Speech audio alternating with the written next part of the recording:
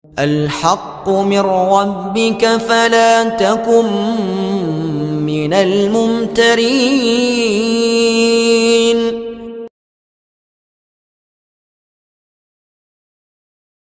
Dukun dakwah Al-Haqqu TV, pembangunan asrama, panti asuhan dan pondok pesantren Al-Haqqu, serta pembangunan Masjid Islami Center Al-Haqqu.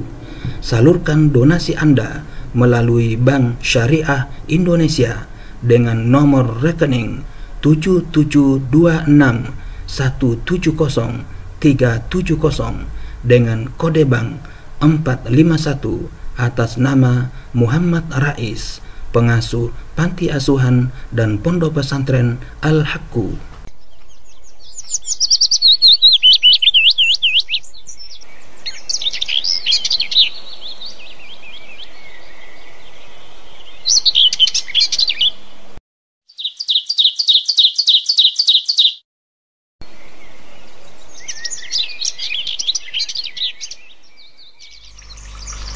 Bismillahirrahmanirrahim.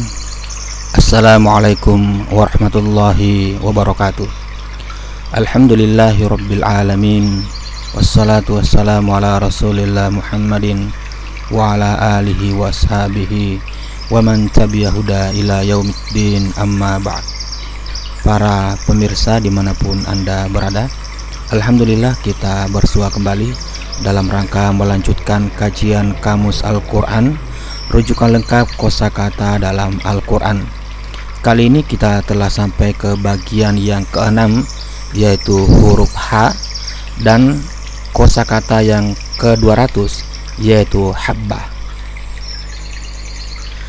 Dalam bahasa Arab, lafaz habbu menunjukkan arti biji-bijian yang berada pada tangkai seperti biji gandum, beras, dan semua tumbuhan yang tidak mempunyai isi atau biji di dalamnya. Sedangkan untuk menyebut satu biji saja dalam bahasa Arab digunakan lafaz habbah. Biji-bijian ini berbeda dengan buah-buahan yang ada isi atau biji di dalamnya seperti kurma, kismis, dan lain-lain. Untuk menyebut isi buah-buahan seperti ini dalam bahasa Arab digunakan lafaz nawa. Apabila menyebut satu isi buah saja digunakan lafaz nuwat.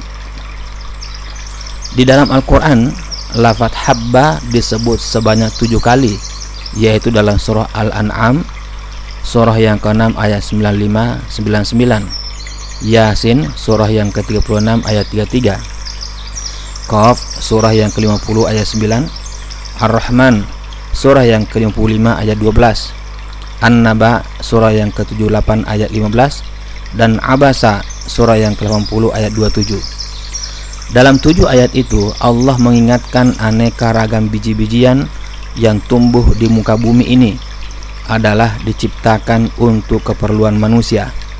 Allah juga mengingatkan tumbuhnya di atas permukaan bumi ini adalah tanda keagungan dan kekuasaannya. Dengan peringatan ini diharapkan manusia sadar pada sifat kasih sayang Allah dan juga kekuasaannya, sehingga mereka selalu bersyukur. Sedangkan lafaz habba di dalam Al-Quran disebut sebanyak 5 kali, yaitu dalam surah Al-Baqarah surah kedua ayat 261 sebanyak 2 kali, surah Al-An'am surah ke-6 ayat 59, Al-Anbiya surah 21 ayat 47, Luqman surah 31 ayat 16. Dalam surah Al-Baqarah ayat 261, lafaz habbah dijadikan perumpamaan untuk infak yang dikeluarkan untuk perjuangan di jalan Allah. Infak itu memberikan pahala berlipat ganda seperti satu biji atau habbah yang menjadi 7 cabang. Tiap-tiap cabangnya itu menghasilkan 100 biji.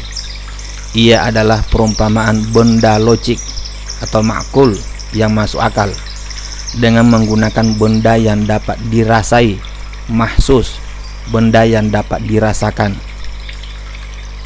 Imam Ibnu Katsir menyatakan Perumpamaan seperti ini lebih terkenan di hati, lebih bisa diingat apabila dibandingkan menyebut secara jelas pahala itu digandakan sebanyak 700 kali ganda atau 700 kali lipat.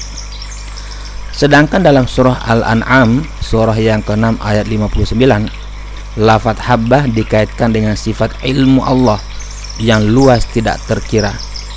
Dalam ayat itu digambarkan sebutir tanaman yang jatuh dalam kegelapan bumi pun diketahui oleh Allah.